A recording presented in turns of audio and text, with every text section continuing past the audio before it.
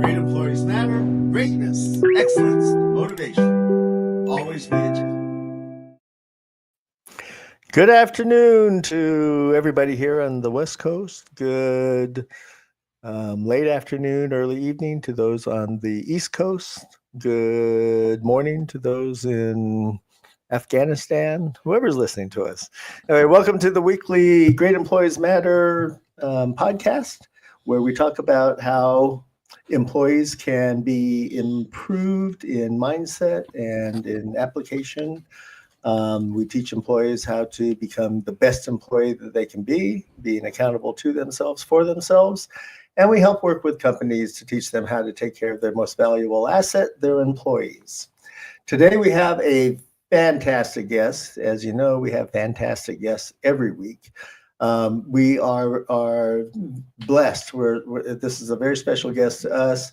I had the opportunity to meet Coach Frank Slaughter a couple weeks ago at the Friendship Best Buddies Walk, the Friendship Walk for Best Buddies, and just was enthralled with who he is, how he has gotten to be who he is. He is so committed to giving back to the community. He's a boxing instructor. He was formerly the head boxing coach at UNLV. He has his own gym now. He works with at-risk students in the Clark County School District here. And he just gives from the heart. Everything he says, everything he does is so genuine, so authentic, and so full of integrity. You're going to have a wonderful discussion with him today. With that, I'm going to turn it over to Kobe to get us into the flow.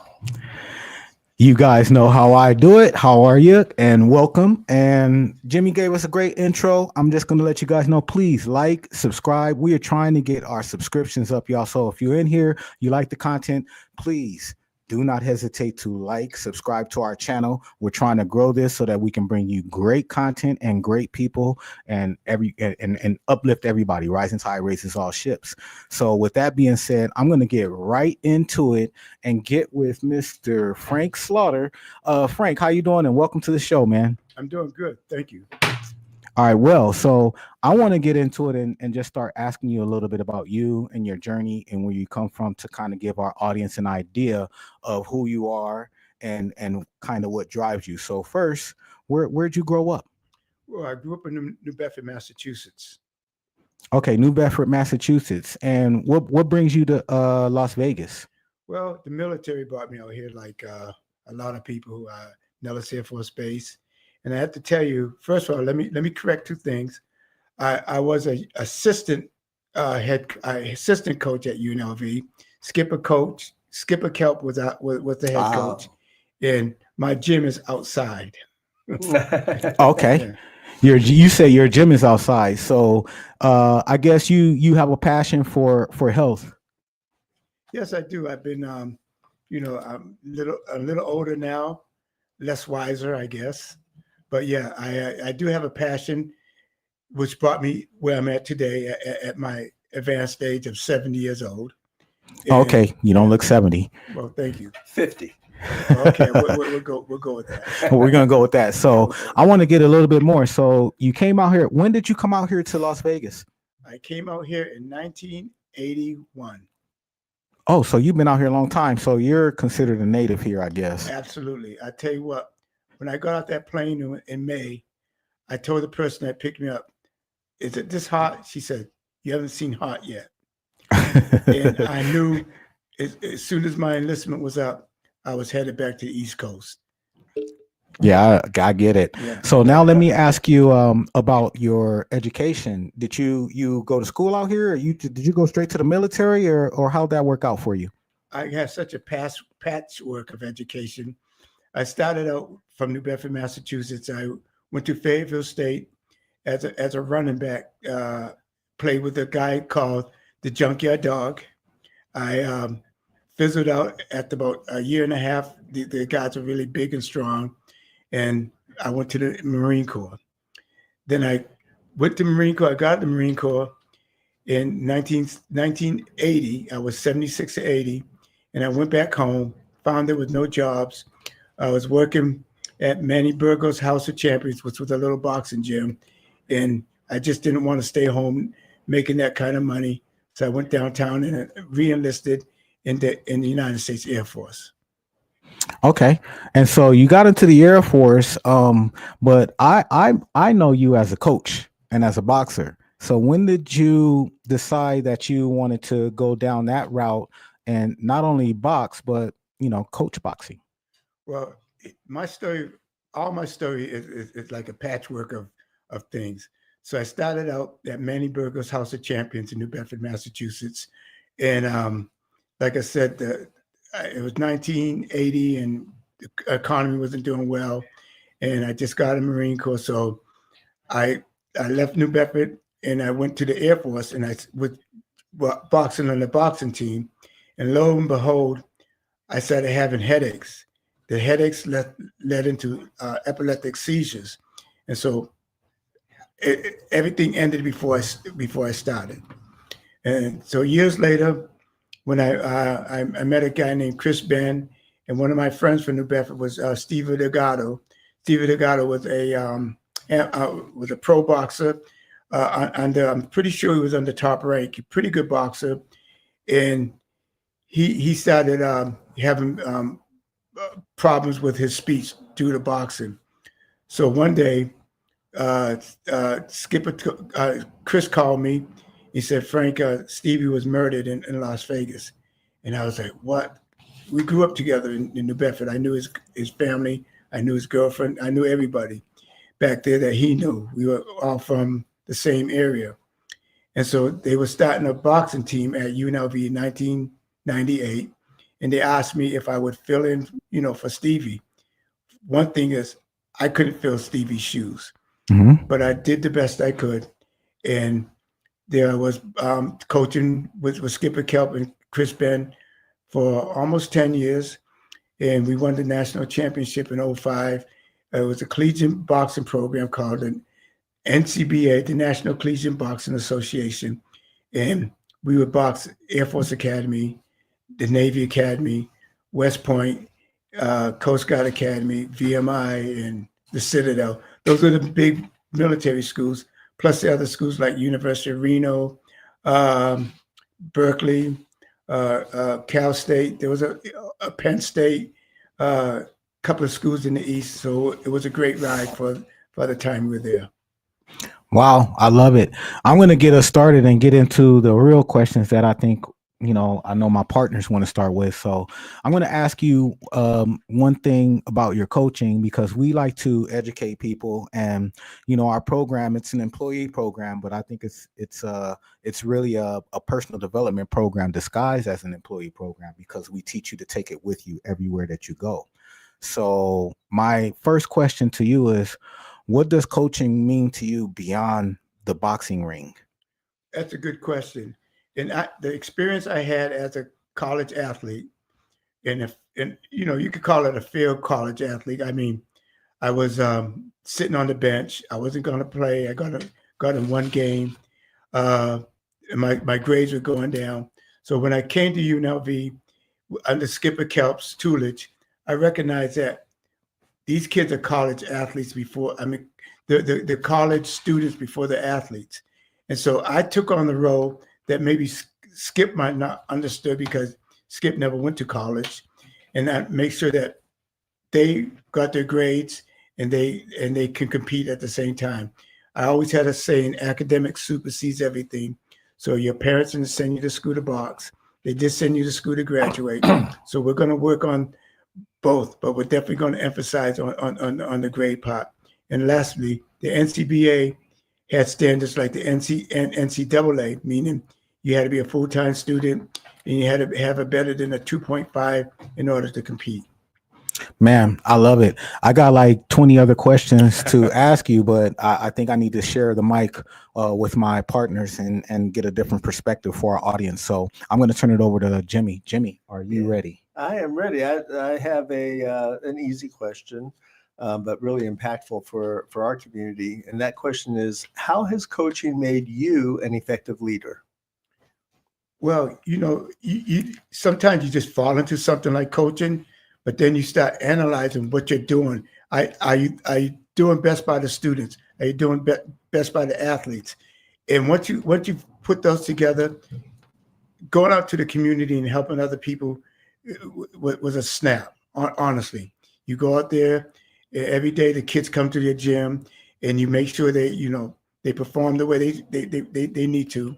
You make sure that they're in good shape, and then sometimes I would have to go talk to the teachers and maybe get them out of a class to travel to Penn State or the regionals or the nationals. And if the kids didn't have the good grades, he wasn't coming with us. So it taught you how to be honest with folks. Kind of disciplined. Yeah, discipline, but never blow smoke in these kids' face. You tell them exactly what they need to know.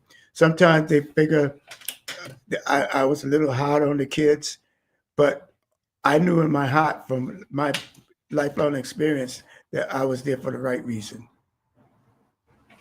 Excellent. Along those same lines, boxing training requires commitment, discipline, dedication, perseverance, all those terminologies that really come from deep within oneself once somebody is trained on how to pull that out of themselves.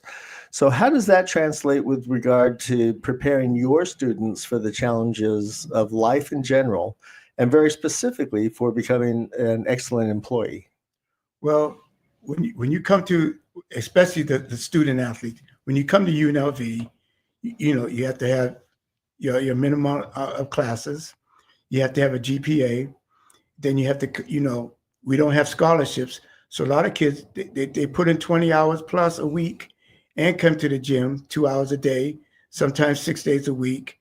And I could tell you that most of our kids, probably in the 80 percentiles, graduated from UNLV, and it might even be higher than that. And so when you know that a kid is doing 3 different things that unrelated to each other, your box, your work, and you go to school, or actually go to school, you work, and you box. That's the order. You know that kid just developed skills that he's going to have when he goes out into the workforce, that he can juggle more things, more than one thing, more than 2 things, maybe 3 things. And the discipline of getting up every day before you go to class, making those runs.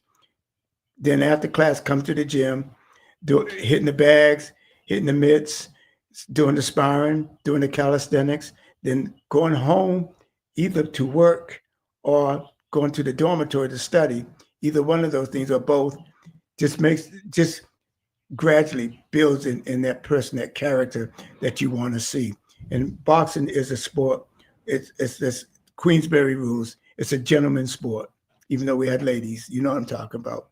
They had to find within themselves to step in that ring, to do what they were supposed to do, step out of that ring, and also work that day or study that day.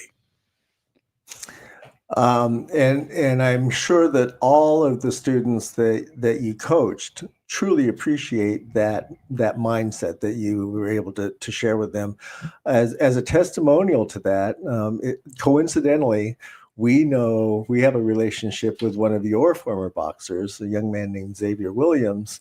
And I know that not only did he go to Florida and win his division, but he came back and he is just an outstanding young man. We're so fortunate to have a relationship with him. He's doing some charitable work with us. He helps out with Best Buddies, and just a great young man. And he gives a lot of that to you, to his parents.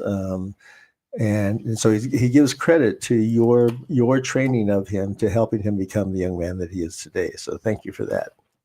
And then before I turn it over to Lloyd to ask his questions, I'm going to steal one that Lloyd was probably going to ask, because it's likely that he's going to say something like, is it true that you taught Mike Tyson everything that he knows about boxing? I wish. I probably taught him hardly next to nothing. But Mike Tyson back in the days and I we would be at the sporting house, which is on Industrial Road, and he would come in late at night. I would come in after work, and we would just chat. We're riding the stationary bikes for a couple of hours, and it was just a joy to see him in his early days when he came to Las Vegas. And I'll never forget when I was in the Air Force, before I was at UNLV, I was in the dining hall as a cook, and the base commander came in there, and by chance, it was my meal to put out. So everybody else all the other cooks were sitting in the dining hall playing cards, and it looks like they were loafing off. That wasn't their meal. And he said, "You're the only one working." I said, I didn't say it. I said, "Yes, sir." He said, "Well, I got something for you very special. I got 2 tickets to the fight at I think it was at, oh my God, at MGM or something like that." And it was Mike Tyson versus Bone Crusher Smith. And my guy said, "Sergeant Slaughter, how'd you get those tickets?" "I'm the only one that was working." And then they were mad because it could have been anybody. That sounds like a cool name, Sergeant Slaughter. Yeah, definitely. All right, Lloyd. How are you doing today? Coach Slaughter, very nice to meet you, and we're honored to have you here. My question for you is, little boys typically, say things like, when I grow up, I want to be a fireman, I want to be a policeman. What motivates someone to become a fighter? I think in everybody, and even women, as human beings, we always compete against each other. And the ultimate competition, you can play football, you can play basketball, but the ultimate competition is when you're one-on-one with somebody. Everybody wants to, in nature, other animals, they're always competing against each other for the little niche they live in. I think that's just innate in human beings, that they want to resolve things sometimes in a pugilistic way. But then you take another level, is to become an amateur fighter, to be or a professional fighter. That is a special kind of person that don't mind getting punched in the face. Yeah, it was never something I was good at, and certainly never something that I wouldn't do. What is the most common mistake that you see with a new fighter when they first decide that they want to fight? The most common mistake is when they want to fight is try to give it their all in the first round. We call it like they run out of gas, they blow the wad, however you want to say it. And I'm telling you, I train girls and guys. Girls were easier to train than guys. They listen. The first time a guy gets in the ring, they want to blast you as hard as they can with no accuracy, nothing behind them. I said, I got these mitts on. They got a little circle in them. You're hitting here. You're not hitting my fingers. You're not hitting my wrist. You're not hitting me. But guys, you got to watch out for. Girls, the first time you teach them, within a day or two, they got the combinations down pat. You give them 1, 2, 3, 1, 5, 4, whatever combination you get them. They listen and they execute. Guys, it'll take them a week before you get them to calm down, to listen, just settle down. I don't need your power. I don't need your speed. I need your accuracy. It's funny because I coached kids soccer for a lot of years, and I had a similar experience with the kids. If the kids would come on the soccer field, the girls needed about 5 minutes to 10 minutes to socialize with each other. How you doing? Good to see you. All this, you give them the 5-10 minutes, and then you had their undivided attention, and they did everything you told them. The boys would knock each other down, play around, never listen, do all that stuff. So I think that's brought on at an early age, and it's interesting that you saw that continue on as they got older. Well, when I was in the Marine Corps, when it came down to firing a weapon, again, girls were better at it than guys. Guys, they might have been squirrel hunting back home when they were young or whatever they said with a gun. Girls listened, and they were usually better shots from the beginning than guys until they learned to listen. I myself went unqualified on the rifle range in the Marine Corps my first time around because I didn't listen. But girls, man, they're zinging in on those targets within a couple of days. Those of us that are not in the sport but only enjoy watching it. And it really is a team effort, isn't it? A lot of people involved in that. Oh, absolutely. You know, you don't have a center and a guide and a tackle in front of you, but you have your coaches and your trainers behind you, and everything is a team. You work in the gym, and then you try to execute in the ring. That's great. That really is interesting. Um, what are some of the biggest strategies that the coach tries to teach the boxer? I still remember the old rope-a-dope technique where you would pretend to be injured and lure the other opponent in. Well, we call that setting a trap. When you kind of step back and you throw a couple of punches and you kind of almost figure what's going to be fired back at you, and so you're able to counter that. We call that what Muhammad Ali did in the rope-a-dope was setting a trap. He got the fighter to come forward after him, had his hands up, and he was catching all the punches off of the gloves, and then he would counter. Sometimes setting a trap doesn't mean setting on the ropes either. It could be in the middle of the ring. When you throw your punches, you know what's coming back. Or as soon as you feel that hook, you throw your hook. The last thing that I want to talk to you about before I turn it over to Kobe is your work at Mission High School. I read about that with great interest. Can you tell our audience a little bit about that? I got to imagine that's got to be very satisfying to you. Well, let me say, first of all, I came to the mission school through a high school principal in Las Vegas, Green Valley High School, Principal Horn. He wanted me to teach a couple of kids that were kind of rambunctious how to box, and maybe that would get them disciplined. As soon as I stepped on the campus, which is on a Veterans Row on the east side of Las Vegas, I told the principal, you don't want these kids boxing. What you want them, you might want them to do some boxing exercises to calm them down, things like that. And then I said, well, where are you gonna do these things? You have no facility. And he said, we can get a double wide trailer. And I kind of said, no, that's not gonna work, because we're gonna have them jumping. They're gonna tear that room up real fast. So a janitor told me about a room that was unoccupied, and it was a little small, but there was another room on the other side. We got to knock that wall down to make a small fitness room. And as far as the mission school is, the mission school is a school in Clark County for kids that are struggling with addictions. It could be drug addiction, alcohol addictions, but many, pills, whatever they're taking. They come voluntarily, and sometimes they come through the court system. And the school gives them not a GED, but they give them a diploma.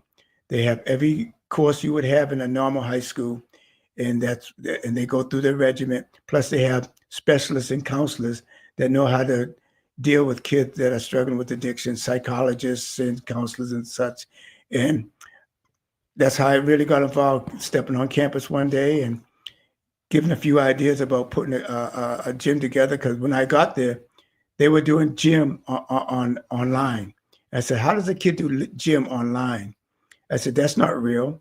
Everything here has to be real. If you're addicted to things, you don't want to just imagine doing push-ups on a computer. Yeah, the gym online. That's crazy. Yeah, so that's where I came in, and I saw the vision of, if I can get these two rooms together, I can make something big enough where they can have treadmills in there, heavy bags in there, TRXs, weights, and a space in the middle so they can do their calisthenics. And I went to the UFC. One of my guys I really admire, Mark Ratner, who's one of the CEOs of the UFC. And I asked him to give me a couple of his trainers, and I would need to find the vendors with the equipment you use, because you can't buy the stuff that they sell at Kmart or Walmart or these stores that they're cheap.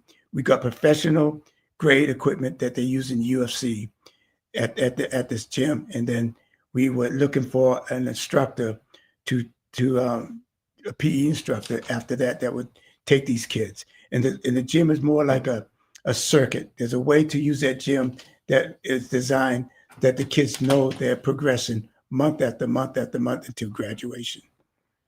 You know, I might have actually been able to pass Jim had it been online. And, Oh, that's good. no, I like that because I never got an A in my life except in PE. I got straight A's in PE, nothing else. Wow. So it shows where your passion goes into that world, man. That's great. you know, the other part of having it online was it would have made those showers easier. You know, because I didn't like showering with all those other kids. But that's funny. Kids do not. The showers are obsolete today. Kids do not shower. Oh, really? Today? No, they don't. You go any school here, nobody uses a shower. Not like when we grew up. Yeah. Oh, wow. Yeah, it's a lot going on bed. nowadays. I would imagine why kids aren't using the shower, but I want to go ahead and interject and get to some of our comments that we've had with some of our people. So Sachiko has left a message on here, and she's asking a question to you, Frank. She says, how do you instill accountability in young athletes, and how can employees apply the same mindset? That's a good question. I'm going to think about it for a second, but I know I have an answer. Accountability comes from within. If you have to be somewhere at a certain time, that's accountability. If you have to do a certain type of workout and do it 100%, you got to give it your all. That's accountability. And once you, in the sports world, even in school, you bring your homework in on time. You know, you can make all excuses. My dog ate my homework and all that stuff. That's not accountable. But you bring your homework in on time, and whatever happens, if you got an A on that paper or you got an F, you still were accountable to yourself that you did the work. Maybe not to the best of your, maybe to the best of your ability, but maybe not to the teachers, and you got the grade that you deserved. And once you get the grade you deserved, you own up to that. Say, oh, I got a D. I can do better next time. And I think in this world of how you say, the things have changed. Employees today are not, they don't have the fidelity to the workforce today. So people feel it. They're not dedicated to this one job. They're on a job, they're looking for other jobs. And that's because the way our system is structured today, everything's about profit. And when you put profit before people, you don't get what you want. Now, see, that's probably the best advice that we done got on this show for employers. Now, you hear that. You putting your investments into profit when you should put it into people, because the people are going to make the profit. I really love that you said that. And it goes a long way, because we don't only mentor employees, we also mentor employers. And the facility and the environment, in my opinion, has to be right in order for you to even facilitate a great employee coming to your building. Because if it's not good, that employee is going to go somewhere else where they're valued. So I really like that statement that you said, and I appreciate that. But I want to go on to ask you, you've mentored countless individuals. What's the one thing that you think that has impacted them for the positive? And I think you talk to a lot of people who are maybe less than privileged, underprivileged, or don't have as much as some others. What's the best advice that you've given somebody in order to get them out of a bad situation into a better one, especially with their boxing career or even employment or just in general? Well, the question that came up, the last question, was accountable. You have to be accountable to yourself. For instance, I used to, years ago, I used to teach at Upward Bound at the school called Southeast Massachusetts University, which is no longer there. It's part of the university system. And we would bring kids from the projects, people might call them the hoods, to a summer program. And the thing we always said is that you have to be accountable for yourself, no matter your home life. We had kids that parents really didn't take care of the kids, or the parents did this, or the parents did that. After some point in your life, and it should start as early as possible, no matter your outside influences, no matter your home life, you still have to be accountable for yourself. You have to get up in the morning, For instance, we were paying these kids to go to school, poor kids to go to school in the summertime. They lived in a dorm. I was not only just a teacher there, but I was also a dorm counselor. And I would notice the kids be sleeping in school. I said, they're paying you not to sleep in school so you can do better when you go back to school in the fall. So I had the whole dormitory get up every morning at 6 o'clock. Everybody ran with me at 6 o'clock. Then we met in the parking lot. We did calisthenics. I sent them on to get their showers, go to breakfast, and get to class. They hated me for the first couple of weeks. By the end of the program, I hate to say it, but I was probably the most popular counselor at the school. Now, why would you hate to say that? Because that's a great story, and I get a sense from you. You have no ego, not a narcissistic thread in your body, but I think that you deserve a lot more praise because of the people that you've taken care of and just the stories that I got from when we were on our event for the Buddy Walk last week. Jimmy, can you chime in? Because you were there, and you understand where I'm coming from. I didn't.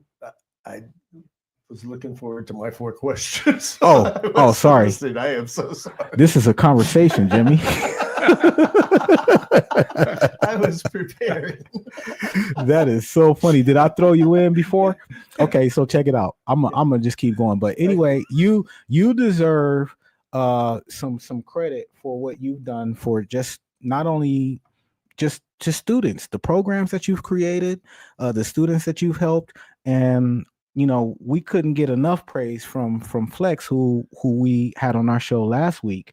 So, but with that, I am going to turn it over to Jimmy so he can ask his questions. Okay, before I ask my questions, there are 4 items. The first item is I'm going to throw it right back to you. Would you like to talk about any of our sponsors?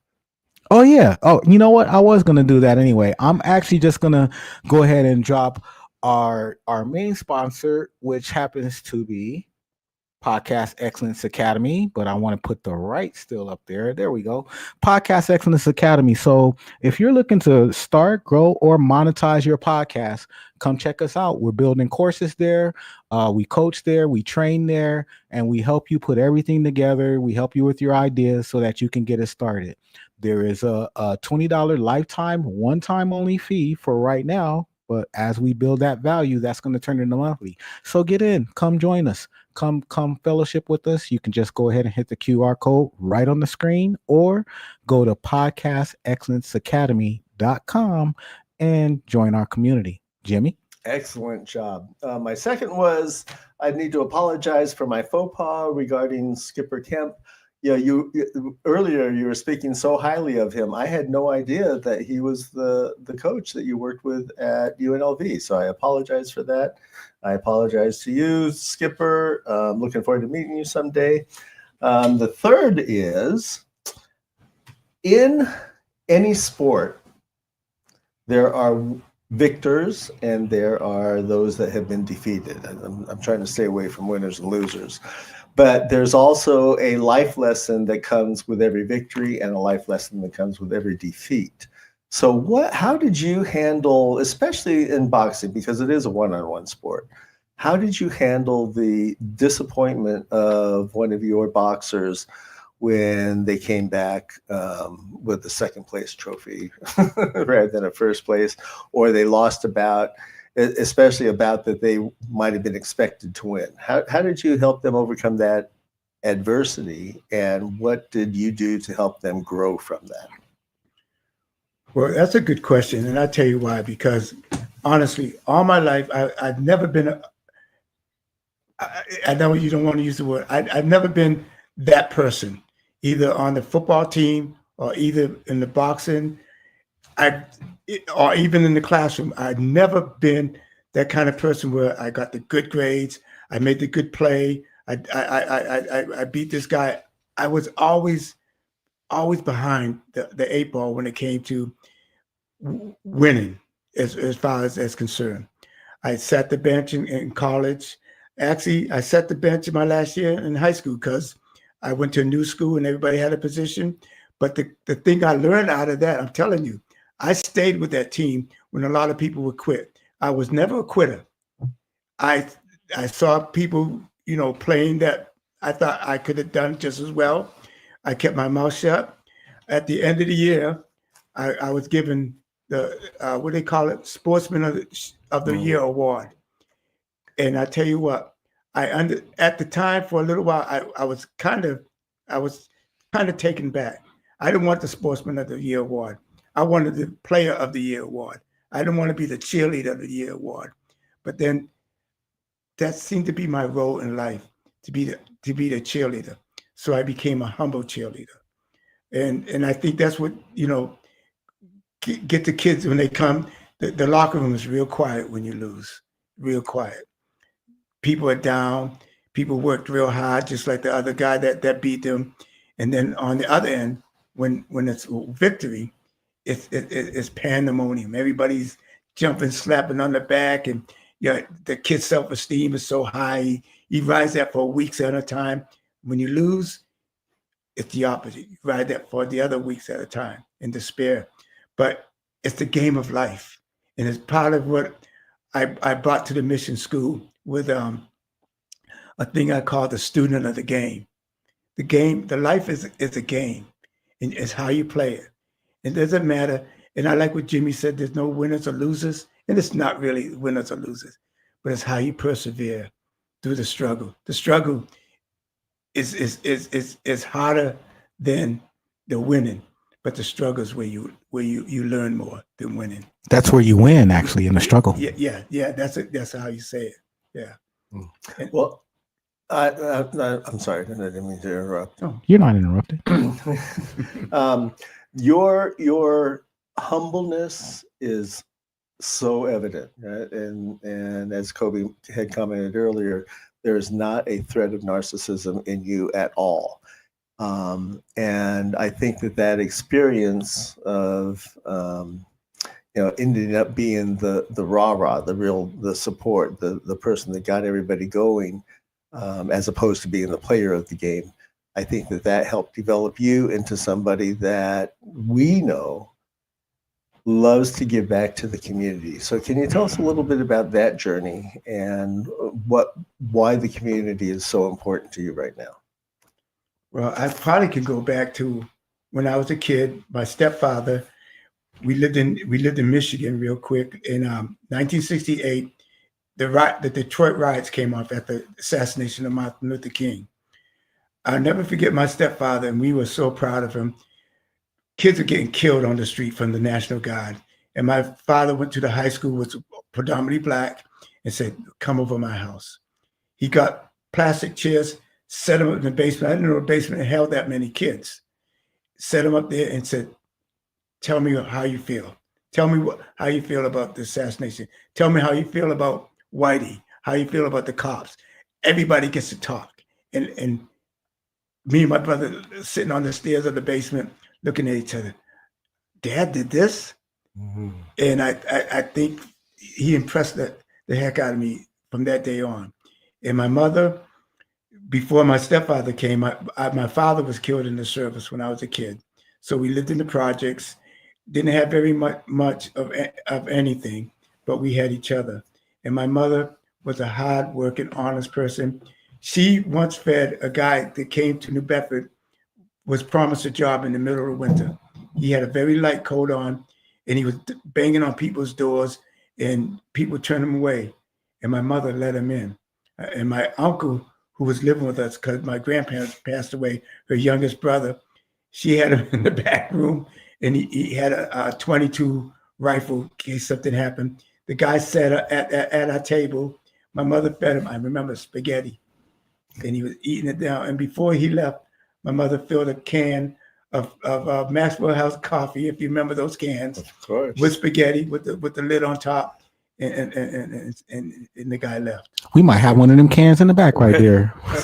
So all my life, I witnessed kind acts out of both my parents, my mother and my stepfather, and I think that just somehow stayed with me.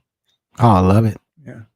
Is this a good segue to ask Coach Slaughter to talk about his annual award? I do want to ask him to talk about his annual award, but before I do that, I think that this question is going to fit inside of this segment that we're in right now. And one of our regular guests is asking, during your life journey, do you have a spiritual connection that you draw from? I think that's a really great question. And then we'll go to your reward.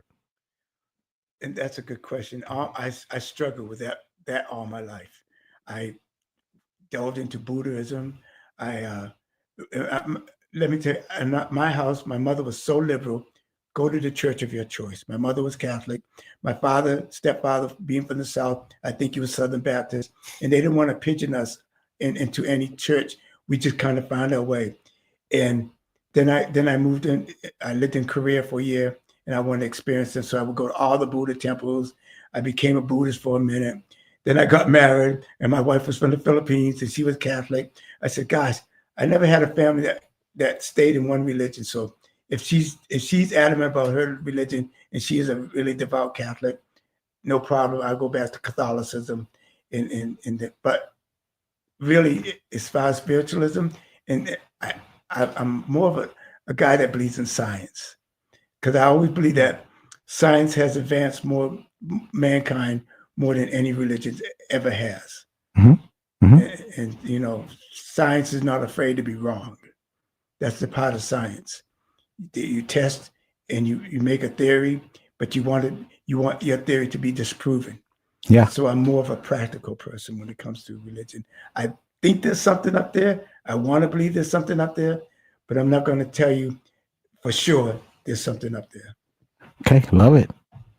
Jimmy, shameless self-promotion. So this is our time when we go ahead and tell you if you want to tell people how to reach you or about any of your projects. And I think this is a great time to talk about the award that you present to the young kids. So this is all you. Okay, well, I don't have a credit card. I mean, I don't have a business card. I don't have an office. I'm just me. I guess I just do things, and I hope I do things right. And one of the things I put together was called, grab it right now. Do I have my gloves? I have this trophy here, which I started this award like 3 years ago. It's called Student of the Game. And what it is, it's a fighter's fist encircled by the word student of the game, and he's holding a diploma. And so the circle represents the circle of life that we all struggle to. We have a beginning and an end. And the fist represents the struggle of life that within the circle that we struggle. And then of course the diploma is the reward of the struggle. And I get this away every year, and I try to raise, $500 to give to the kid, because a lot of these kids, we know they're not going to go to college, but they may need a job. They might not have a good shirt. They might need a haircut or beauty parlor, whatever. So I try to hand out $500 with the trophy at the end of the year. That's awesome. Yeah. That's an awesome segue, Jimmy. And we'd love to be supportive of that. And without asking my partners here, Lloyd and Kobe, I would like to commit that we want to contribute to that award this year. I know you have an assembly or graduation coming up at which you'll be providing the award. And let's get together before then and work it all out. But I'll extend a challenge to all the listeners on this podcast that we will match 1 for 1 every dollar that is contributed towards the award. Let's go up to, if your goal is $500, then we'll contribute up to the $250. So if we can get $250 in contributions, we'll match it with $250 of our own. Well, thank you. Got a sponsor already, and we ain't even got there. So I love it. This is what we want to do, man. Rising tides raises all ships, as I always say. But one last promotion before I turn it back over to you and Lloyd, Jimmy, is we have another company that we work with called Waylot, and you can see them at waylot.com. And Waylot is going to help you figure out what you're leaving on the table. They have a free assessment. You go and you take the assessment. I think it's a 20-minute assessment. I don't want to give it 20 questions. 20 question assessment. It's a 20 question assessment, and they're going to help you figure out how much money you're leaving on the table and give you a plan to be able to receive that back. And they got something crazy, like, I don't know the dollar amount, but it's a crazy dollar amount that they guarantee. They guarantee 69 times 69 times the amount investment. So I'll let Jimmy say it, because if I say that, everybody gonna look at me funny. I'm just saying. We'll round it up to 70. Yeah, let's round it up to 70. That's what I like. But anyway, that's Waylot. Go check them out. www.waylot.com. Jimmy? I'd like to turn it back over to Lloyd. We have some time to ask some closing questions. Yeah, Lloyd, you can pick one that is employee related, employer related, or just general. Have fun. You know, Lloyd is going to go general. I've got a coaching question, because that's what I enjoy, and I enjoy learning. I always believed that the mediocre players actually made better coaches. I remember Michael Jordan, one time they asked him what made him so great and how he was able to do so well. And he said that once he got to the free throw line, he just kind of leapt in the air, and then he just kind of floated to the basket. Well, that would be kind of hard to teach somebody.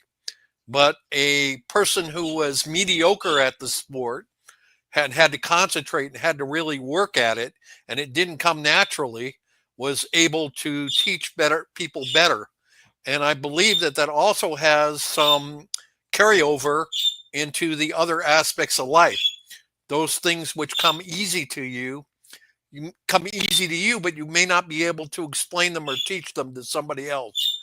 And I was wondering if you had any comments on that.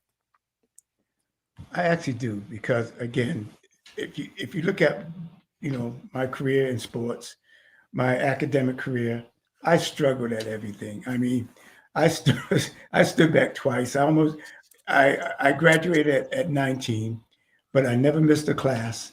And I was always wondering, I'm studying harder than this guy. This guy gets an A, and I barely get a D.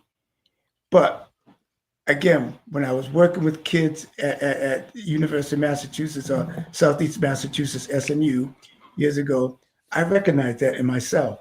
And these kids came from the same projects that I once lived at. And I knew that if I cared for them, every kid that came there, they were me when I was in the projects. And had I had an opportunity to go to a facility like they did in the summertime to learn and get prepared for the next year, that would have been nice. The teacher taking the time out over my shoulder, rather than, honestly, I sat in the back of most of my classes in high school. I went to my high school reunion, and it kind of hurt, but I shrugged it off. They said, "Man, you were the most likely to not succeed." I said, "What? You guys voted on that?" I said, "Okay." But I learned. I did. In sports, I had so many splinters on my butt that I could make a folding chair. But I paid attention. I mean, I wasn't the fastest or strongest, but I understood the game. And I think that's so important motivationally to, if you're not the best, if you're not the strongest, if it doesn't come naturally, it doesn't mean you can't succeed. Nothing came naturally.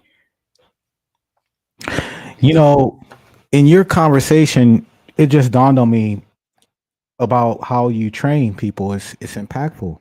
And you said something that just resonated with me in a different way from anything I've ever heard or thought about, but it hit me in a way that's quite powerful. You said that you had a hard time coming up. You were never in the front. You sat in the back of the class. They told you that you were least likely to succeed and voted on them. I'd like to see where those people are today. But anyways, that's another conversation. But in saying that, You said that you approach kids as if they were you. I think that's the impact. What do you think about that, Jimmy? That's a good segue into a comment that I was going to make along the same lines. I think that your life experience, for all of us, right? Our life experience creates who we are today. Yours in particular, I feel, helped develop a lot of character, right? The character that comes out of the person that we know as Frank Slaughter is just amazing. And one of the things that, we had talked earlier about accountability. I had shared with you a story about the figure it out factor, and one of your monikers, I think it came through the military, was Frank Slaughter is the can-do guy, right? So tell us a little bit about that. How are you the can-do guy? Well, it was at Nellis Air Force Base. I was in 820th CES Red Horse, and Colonel Cunningham was put on a letter for me because I was supposed to go to. I was trying to get to. It was a rescue squadron, but what happened was I had another seizure, and so that was the end of my military career. Wow. I was in Germany, and I was boxing, and I woke up the next day, went to the chow hall, and had a seizure. And the military doctor said, "Yeah, you're not going to box anymore." But I needed a resume when I was getting out of the military. And so I went to Colonel Cunningham, and on my resume, I still have it at home somewhere. Sergeant Slaughter is a can-do person. And I said, wow, he thought of me like that? I mean, I do what I need to do. If we're out in the field, we needed something built, I get it done.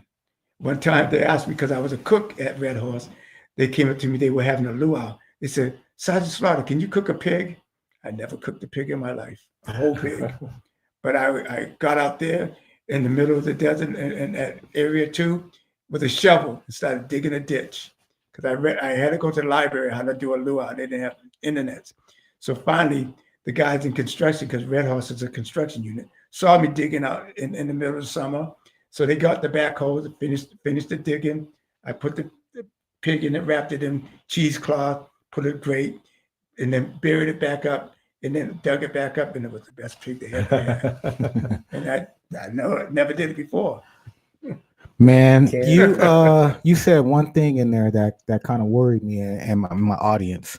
You said that there was no internet. Must have been in the 1900s, but we're just gonna let that fly right on over. The 80s. It was in the 1900s. So, hey, man. I have a coaching question. I'm going to step on you, Gobi. No worries. All day. I have a coaching question. I found it interesting. First of all, I'll be the first to acknowledge on behalf of the men of mankind that we don't listen well. We just don't. Wow. It's not in our nature. And you were telling us the story about how the women in the military were very good listeners and therefore very easy to train, and that whenever you spoke, they would listen, they would follow your direction. From a coaching perspective, is there a way that you can coach we men that don't listen well how to get our wives to listen, because they don't listen any better than we do? They just won't acknowledge it. That's a loaded question. That is a super loaded question on both sides, Jimmy. He trying to get me in trouble too with his questions. I don't know what his problem is. All married men, and we do not. Yeah. Look, he don't even want to answer. Yeah. Are you married? That's a smart man. Yeah, look, he don't even want to answer that question. Yeah. Thank you, Jimmy. Yeah. All right, Lloyd, do you have a last question before you turn it over to Toby? I just want to ask, after all the accomplishments and everything that you've done, is there one that stands out to you as the most rewarding and give you the most personal satisfaction? I would pick out one, and that was a young man from Africa named Joseph Chuanuka, who fought in Las Vegas. And when he couldn't fight anymore, they kicked him out on the street. Joseph was homeless, penniless, hungry, and he stumbled into our gym. I knew who he was, and a lot of people didn't recognize him. And I asked him, Joseph, what's wrong with you? And I want to go home to Uganda. And I said, oh, I think I could do that. I don't know how I thought I could do it, but I was able to do that. And noticing that Joseph was stumbling into things, and I thought, what's wrong with it? What's wrong with Joseph? And he was pressing his nose like, remember Nancy Kerrigan and had a mother in the Olympics, and she would watch TV by pressing her nose against the TV. Well, that's what Joseph was doing. So I took him to my ophthalmologist friend, Dr. Thomas, and to get him a pair of glasses. Much as I know, Dr. Thomas came out shaking his head, said, Frank, he needs surgery. And he needs surgery in both eyes. I ain't got no money. I don't know how to do that. So now I was mad. I went to the newspapers and I wrote about what happened to Joseph from certain promoters in this town. And somebody picked up on it and asked me, what do I need? I said, the doctors will operate on Joseph if he's got a stable place to live. So a guy in town, a business guy, gave us that opportunity to get Joseph into a stable environment. And we had the first surgery for the eyes was done at Sunrise Hospital. And the second one was done at Seven Hills Hospital here in Las Vegas. And after that, I was able to get him the funding to go back to Uganda and send him home. Other than that, Joseph, he would have been in pretty dire straits on the street. His English wasn't that great either. So he wasn't going to get very far on the street. It was only going to get worse. So that's probably what I'm one of the things I'm most proud of. What a great testimony to who you are and the inspiration that you provide. I'd like to give a shout out to one of our listeners who's on now. That's Jason DeRose. He also is very inspirational. He's come through some very difficult times, and like you, just has committed the rest of his life to giving back to the community. He's just fabulous. So I am honored to know both of you. Kobe? Yeah, I want to say it's been an incredible conversation today, and you taught me a lot just sitting here, just on your journey. And we fight for people that come from your position, but it looks like you fought for yourself and gotten yourself into a really nice position, in my opinion. You're respected here. You're a community leader. You've gone far. So it's really difficult for me to see the guy in the back of the class. It's really difficult for me to see that guy at the reunion where people are saying, hey, we betted that you were least likely to succeed, which is cruel as I don't want to use that word, but geez, right? But I bet you can see now who has the last laugh, because I see people that have that type of an attitude and that type of an energy. They don't usually go far, and they burn out quick. And so I'm going to use that as my final thoughts for this episode. I really appreciate you coming by and talking to us. It was an honored conversation. And then I'm going to turn it over to Jimmy, and then we can do our station IDs. I can't thank you enough. You are every bit the man that I met a couple of weeks ago and more. And I'll agree with Kobe. If you had not told those stories, I would not have ever guessed that of you, that you were chosen least likely to succeed, that you're at the back of the class, that you had the academic struggles that you did.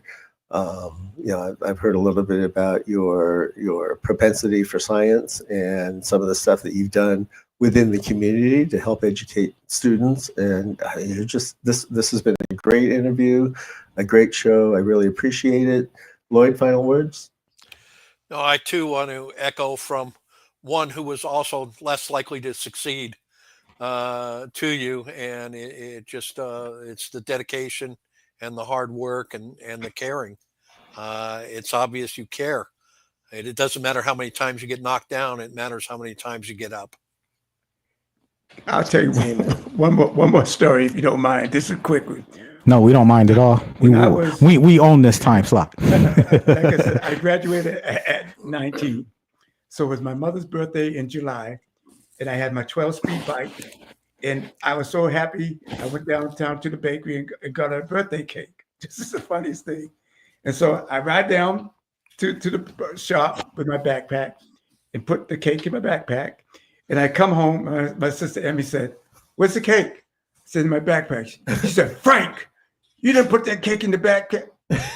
And I did. And you couldn't even read my mother's name on it. My mother was she was so sweet. She said, we'll put candles on it and everything. And right then, I think they didn't really expect very much of me. See, they wouldn't have expected much of me either. My mom would have smashed the cake right in my face. Like, here you go. That's some 90s mama for you. But she's a sweetheart today. I know she probably listening. She's like, "You be making me seem so bad," but that's why I'm so good today, y'all. That's true. And with that, I want to say thank you to everybody that's joined us today. Thank you for the likes, the subscriptions. We got a couple of subscriptions today. And if you're just joining us, if you're watching this besides today, please like, subscribe, support us. We're going to bring a lot of good interviews to you. We're just getting started. We just came to a new location, new studio. Well, not new location, but we just remodeled. And we plan on bringing a lot of good energy, a lot of good people, and a lot of good stuff to you guys. So again, thanks for watching. Thanks for joining. Please like, subscribe, check us out, greatemployeesmatter.com, and we'll see you next week. Always be a gem.